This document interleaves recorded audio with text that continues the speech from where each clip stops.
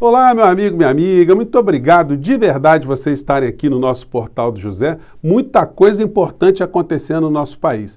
E esse espaço aqui foi criado justamente para nós discutirmos todos os dias os acontecimentos do nosso país, as estruturas que coordenam situações importantes no nosso cotidiano, que apontam para o futuro, enfim, e desvendar algumas coisas que nós não vemos pelos grandes meios de comunicação. E hoje temos temas muito importantes. Se você está chegando agora, está conhecendo nosso portal, seja bem-vindo, se inscreva, conheça os nossos outros vídeos, assista os vídeos anteriores, dê a sua opinião aqui, porque é muito importante, e dê joinha, porque você ajuda a gente chegar a mais pessoas como você. Então, vamos seguir em frente. Gente, ontem eu assisti uma fala do Reinaldo Azevedo e hoje eu vi um artigo da jornalista Thaís Oyama. E, baseado no que nós assistimos nos últimos dias, eles disseram o seguinte: nós não estamos num país, nós estamos num hospício.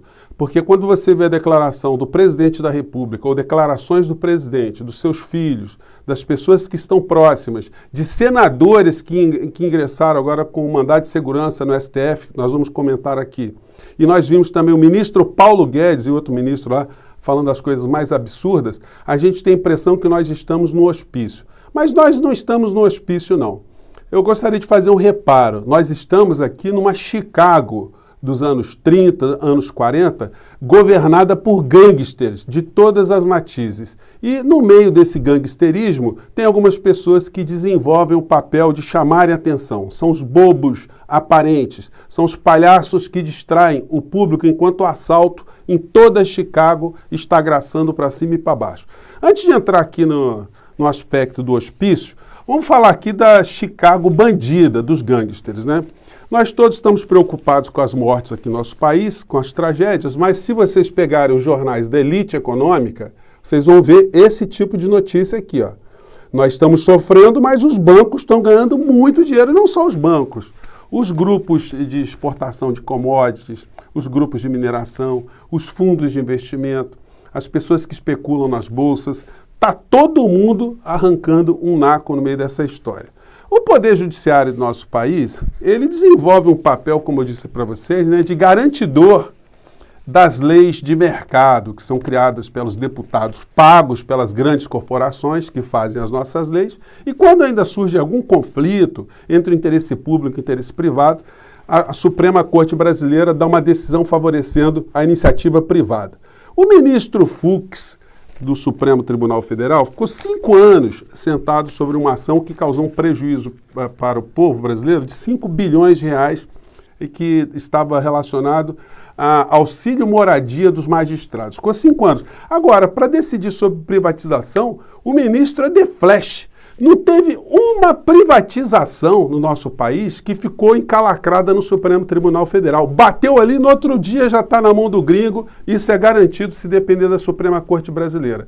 Eles se metem muito mais na filosofia do neoliberalismo, da entrega do patrimônio brasileiro, do que na defesa do patrimônio brasileiro. Não foi por outra razão que eles permitiram, de uma forma totalmente míope, o fatiamento da Petrobras, para que a Petrobras pudesse ser entregue a todos os grupos financeiros nacionais e internacionais. Gente, se vocês observarem como é que se dão as privatizações aqui no nosso país, não é uma coisa que vem de dentro para fora. Não é assim o governante pensando no interesse público. A gente vive uma situação onde o comprador de alguma coisa, ele chega para você, ele procura depreciar aquilo que lhe pertence, ele diz que você não sabe cuidar da sua coisa e ele força que você venda barato para ele e até com dinheiro emprestado por você mesmo para que ele possa administrar o seu bem que pertencia a você sem custo nenhum, você pagando a ele alguma coisa.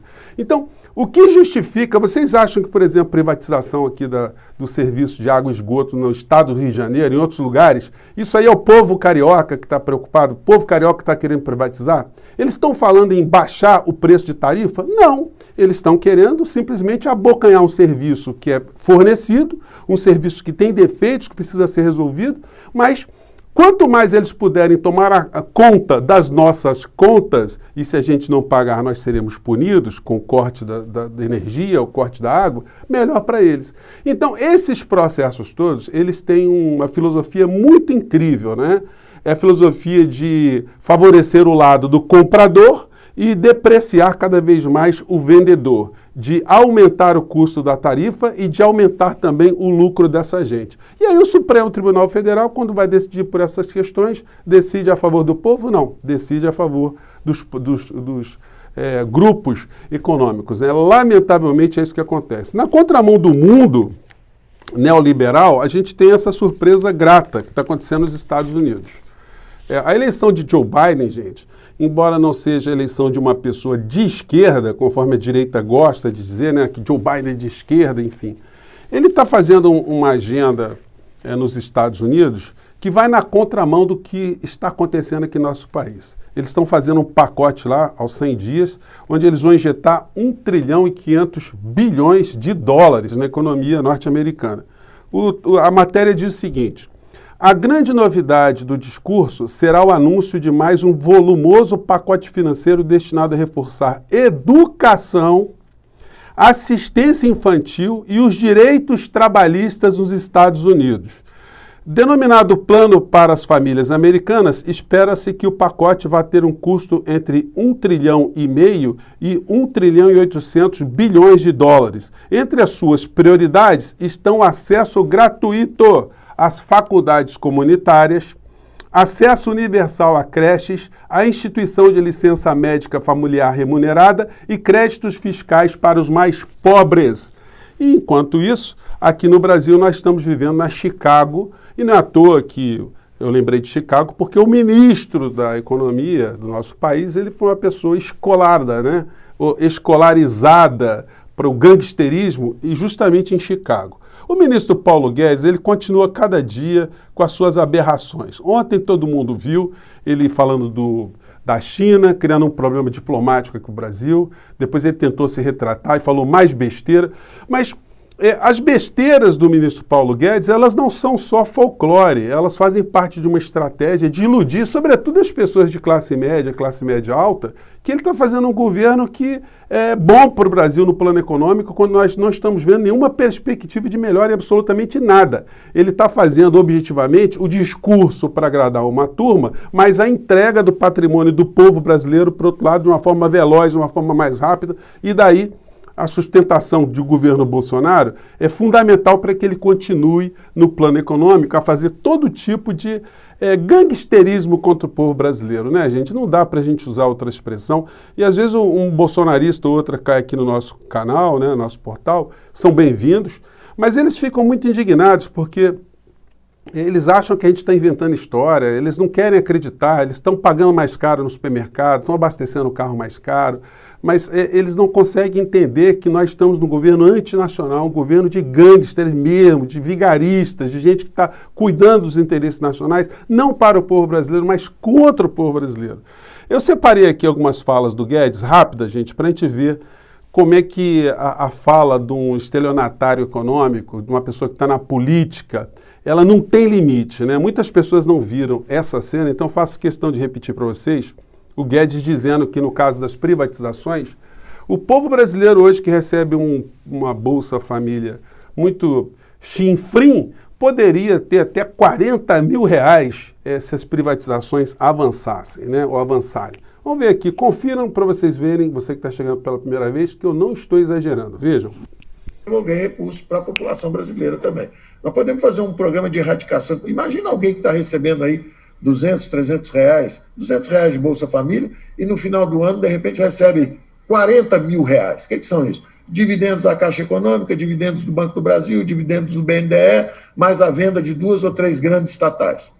Isso aí é um salto patrimonial para um povo simples que jamais sonhou com isso. Então, uma fala vigarista, porque isso é inexequível, isso aí não está em planejamento nenhum, isso aí não está em lei nenhuma, isso não está em projeto nenhum.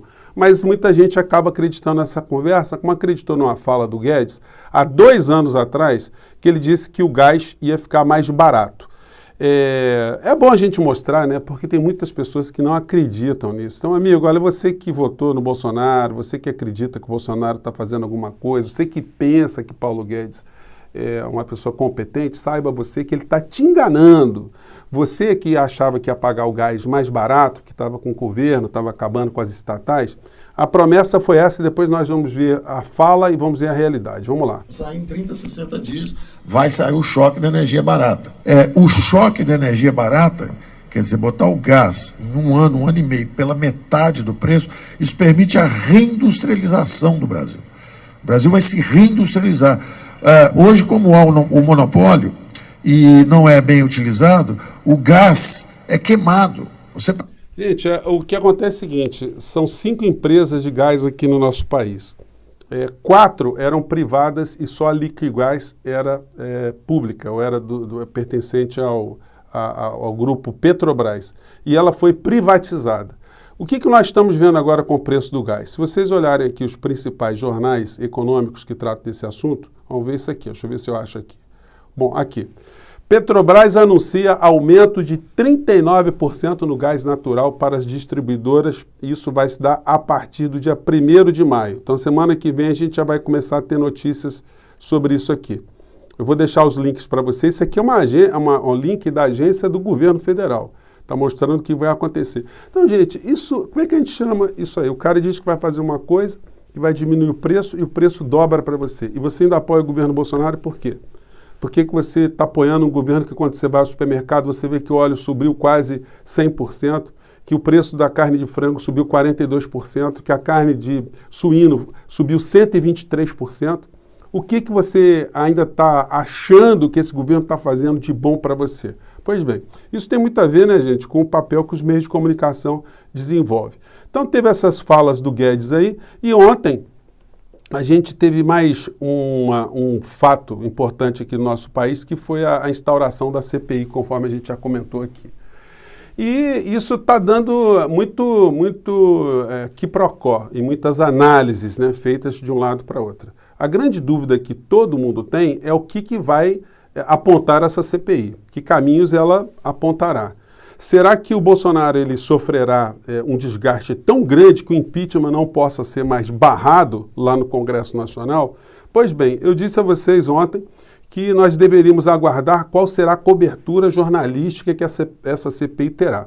Ontem eu vi o Jornal Nacional, que é o principal jornal, o principal veículo de informação da maior parte do povo brasileiro, quer gostemos ou não, esse é um dado estatístico, eles fizeram uma cobertura jornalística, eles apresentaram ali o que aconteceu de fato, pensaram algumas situações, mas eles não opinam e eles não chamam outras pessoas no jornal para opinar.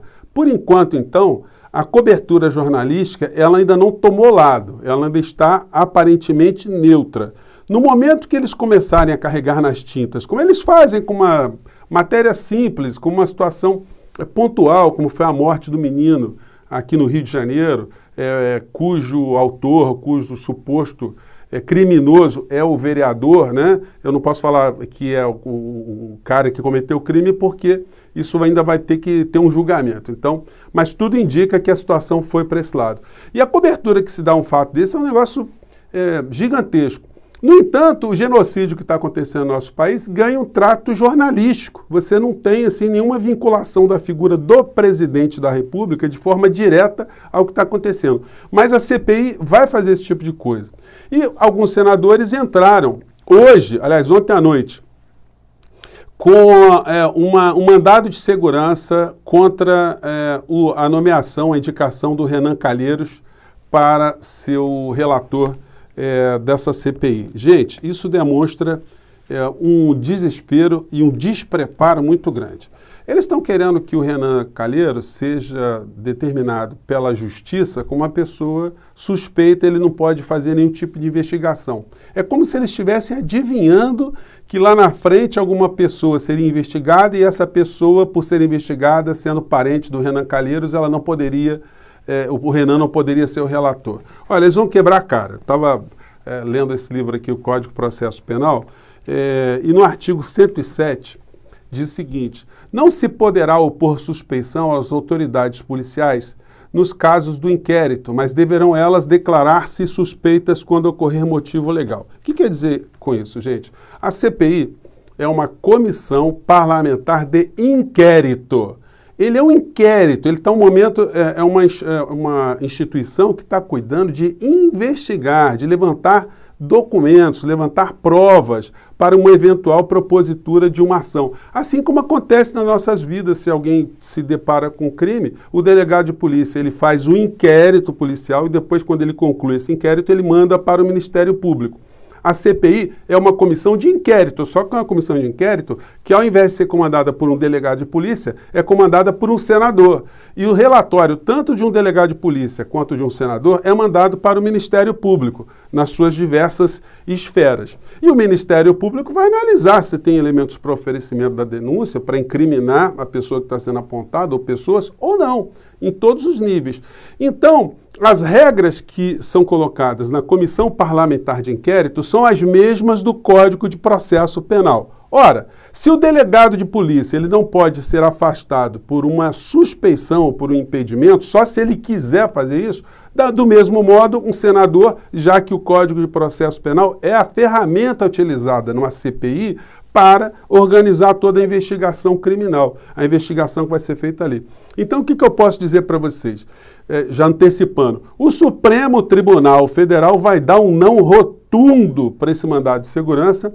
Esses senadores vão passar vexame mais uma vez, como tem passado vários outros parlamentares que têm tentado salvar o Bolsonaro, e todos os crimes do Bolsonaro, todas as suas omissões, tudo que essa gente está fazendo vai ser documentada formalmente pela CPI. Nada que a maior parte da população já não soubesse. Só que todos esses fatos, tudo que está acontecendo, infelizmente, eles são tratados de uma forma muito branda pelos meios de comunicação, porque nós estamos na Chicago. E na Chicago, quem faz parte também do sistema dos gangsters são as pessoas que controlam os jornais, que controlam as informações. E eles não vão fazer absolutamente nada contra os seus parceiros nesse gangsterismo. É necessário, então, que a população tome cada vez mais consciência do que está acontecendo. E o nosso portal aqui, ele serve como uma janelinha para esse episódio todo. É como se a gente estivesse em Chicago, chegando na janela e dizendo, gente, olha, está acontecendo um assalto aí, hein?